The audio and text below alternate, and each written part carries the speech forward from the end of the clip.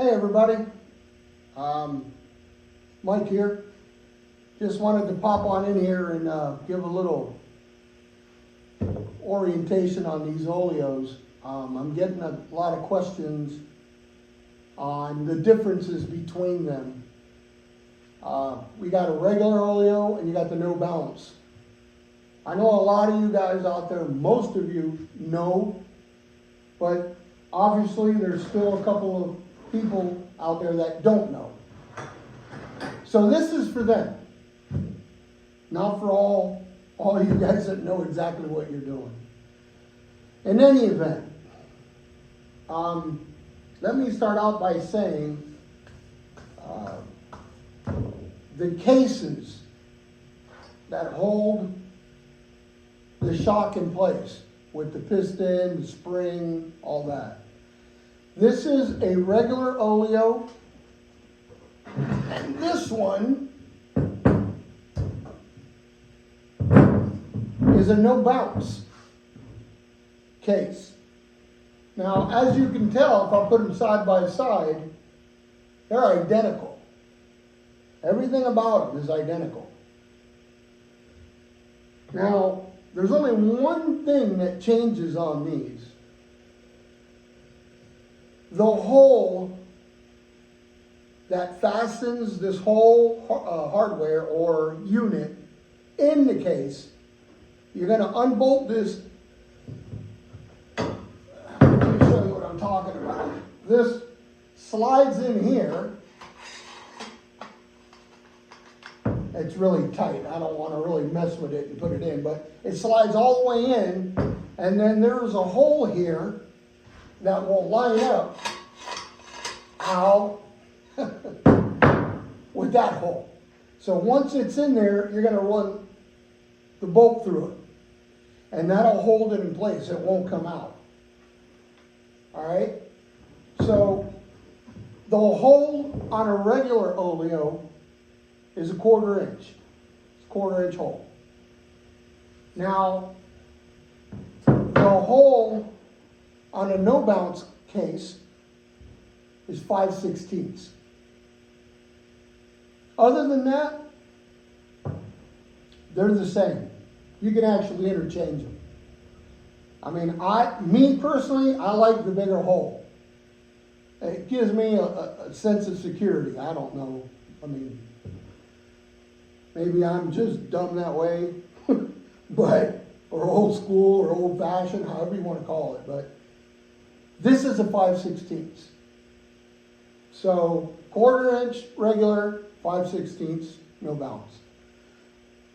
Again, the cases can be switched out. You can use this for another one. This no bounce is going to slide in here. Same thing, vice versa. Okay. Now, on the inside where you have your whole unit, spring, piston, rod, and piston, which is in here. Packing gland, cap. So, back in the day, they used to use these. These are phenolic or micarta, whatever you want to call them. But they're,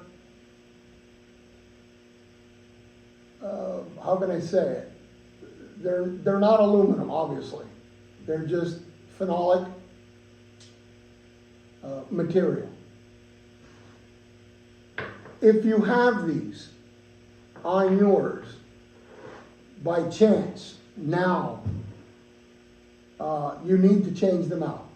You have to go to aluminum. There's an AD out. I think everybody knows by now. I mean, we just started 2025, so you can imagine. But yeah, all these need to be aluminum cap, aluminum packing gland, aluminum piston.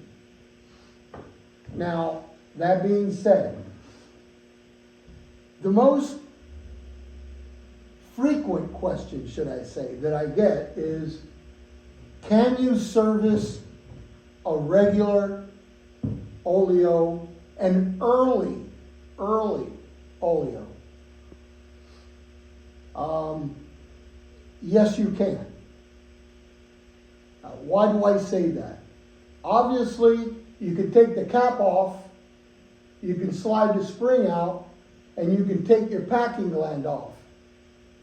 Okay? But you can never, I don't want to say never, but back in the day, they said you could never replace the phenolic piston because there's no way to get it out. Well, I challenged that, and I did do it. How did I do it? Well, I had to cut the end off of mine, or one of them. Okay? This is how it comes. All right? I can put one here, and if I put it right next to it, it's identical. Okay? I cut it right where they welded it from the factory. Because this is a welded end. This doesn't come this way. This was welded at the factory. So, I cut it off. What did I do? Once that's cut off, guess what? Now your piston rod and your piston slide out. So, now, guess what? It's serviceable. This has got a pin. You knock the pin out. Let me knock it out for you guys so you see.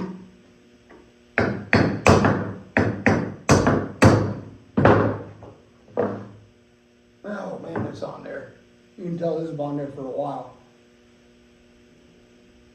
Okay, that's out. All right, so once the pin is out,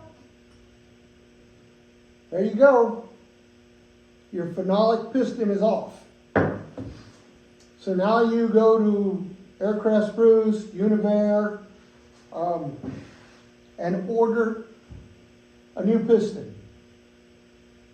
You go ahead, you clean this up, you polish it, clean your piston rod. Once your piston comes back, okay, you're going to insert it, you're going to line it up, you're going to push your pin back in.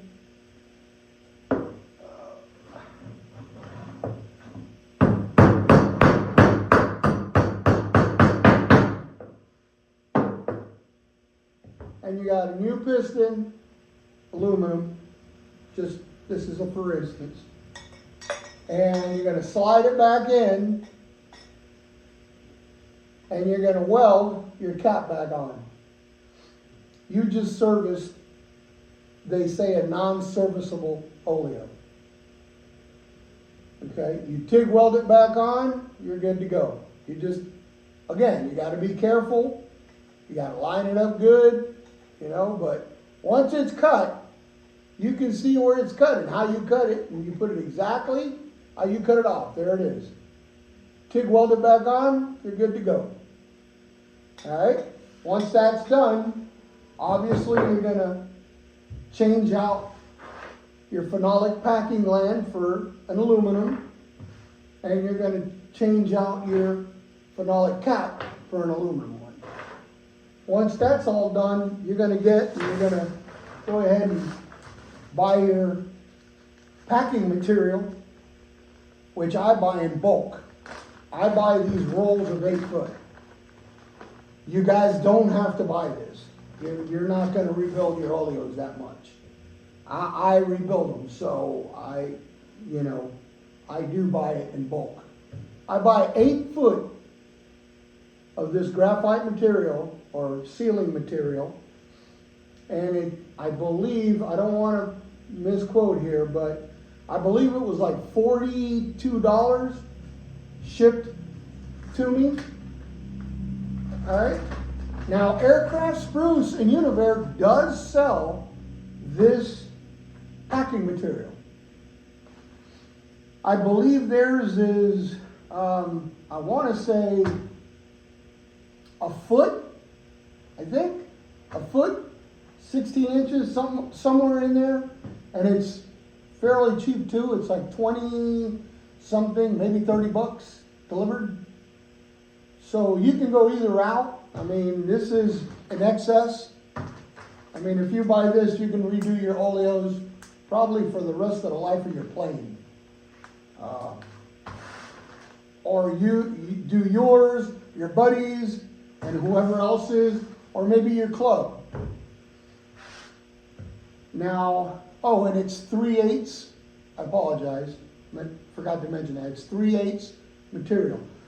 And if you are interested, I buy it straight from, it's called MinSeal. MinSeal.com. It's MINSEAL.com. It's Seal Whiz, it's called. But I guess their online company is MinSeal.com. Seal Whiz. They have graphite, fiberglass, ceramic, they have everything. They make all these materials. But anyways, that's the material that you're going to need to, once you have your piston rod in, you're going to set your material and then slide your packing gland on it and make sure it's tight fit and it pushes against it. It will seal. And go a turn and a half. Don't go and join it, and never cut it straight, okay? I'm giving you all my tips that I've seen throughout time, all right? I started cutting it flat, and it would find its way and creep through the oil. So I started cutting it at a 45-degree angle, overlapping, and I haven't ran into that issue again. So, my experience and all the other guys that are out there, maybe they can back me up or agree, or maybe not agree. However, I get it, everybody's different, and that's what makes this world keep going around. But I have better success rate cutting it at a 45-degree angle with the longer cut toward the bottom. I cut it at a 45, and then on the top one, I try to cut it at a 45 at the opposite angle. In other words, down, and then down facing you. I haven't had an issue again. So, just wanted to throw that out there. That's what I do. You don't have to. You can do it any way you want. So that's the packing material. Once that's on, it's pretty much basically just put it back to how you took it apart. Again, you take the pin out of the cap, take the cap off, pull the spring out, okay?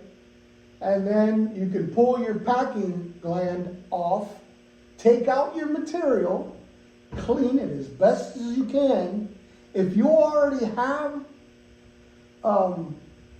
an Oleo that has an aluminum piston, you're good to go.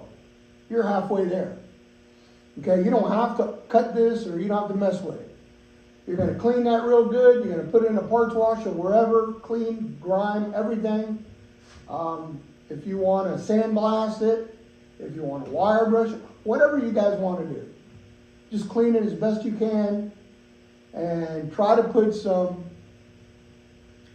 primer on it, urethane, whatever, epoxy, whatever you want. I mean, everybody, I've seen rattle cans. I've gotten them where they painted them with rattle cans. I'm not here to judge. I'm not here to do anything. Everybody does it their way, and that's good with me. I don't have a problem. But I try to do it so it's going to last. So, again, once that's on, you put your new material, put your packing material, you set your aluminum packing gland, slide down your spring again, always making sure, I'm kind of going fast. I don't want this video to go for half hour, but always remember to check the height of your spring. Always go to the drawing, always go to the specs, go to spec. Okay? If it's under spec, or what it calls for, change it out. Don't put spacers. Again, here, I'm going to keep getting into this, but I've seen them where they've put spacers. Is that right? Is that wrong? I'll leave that there. But I would rather get a spring that's the right size. That's just me. You can buy it new, or you can buy it off one of the guys from the group, one of the guys that, you know, in the Facebook groups, the Aeronca groups, whatever the case may be. Just make sure it's to spec. Okay? That being said, that's it. I mean, it's nothing out of this world, okay? Now, here's another big question. The difference between this and this. This is a regular, this is a no bounce, all right? Big clue is you can tell that this thing is like 3 times the size of that. Okay, not 3 times, I'm exaggerating, but, okay? But this cap, this is an actual cap that unscrews. All right, so you're going to unscrew this. Once you take your cap off, all right, you're going to pull your spring off. You're going to take your packing gland out. Oh, wow, check this out. This thing's still got the old packing material. All right. This never happens. This never happens. These things are usually in there and they're melted in there. This one actually came out easy. But this is what it looks like. You're going to take it out. You see how long it is. So if you put it here, I can go around pretty much 1 3/4 turns. Okay? So that's the material. Here's the packing gland. It is aluminum. And it is different than the regular Oleo. These are not interchangeable. These aren't either. Okay, so, let me see. I can't, well, yeah, you can. If you can tell the diameter or the size of the pin and the cap, the regular Oleo is smaller, no bounce is bigger. So those you can't interchange. These you can't either. This whole system of the no bounce is not interchangeable with the regular. Nothing is. This is the old material, and you're going to slowly take out the second spring that's on the bottom. That's a taxi spring. All right? And then you just push your piston rod down, slides right out of your case, and here it is. Here's your spacer, and here's your aluminum piston. And the no bounce has a, man, look at that thing. You see that? Look at that. Talk about not really fitting. That thing just slid right out. That is a no-no. But regardless, I'll fix that. But there is a O-ring on your piston. And there's also an O-ring in your cap. Okay? And this one is hard as a rock. I feel it. So this O-ring is going to have to be replaced. And this O-ring is going to have to be replaced. Once you replace that, replace this, you're going to go ahead, you're going to slide your spacer back on with the holes that are drilled for the oil to go through down. Okay? You're going to slide it back in, and this is taking that you already cleaned all this, okay? You're going to slide it back in and put your taxi spring back in, and you're going to put your cap back on.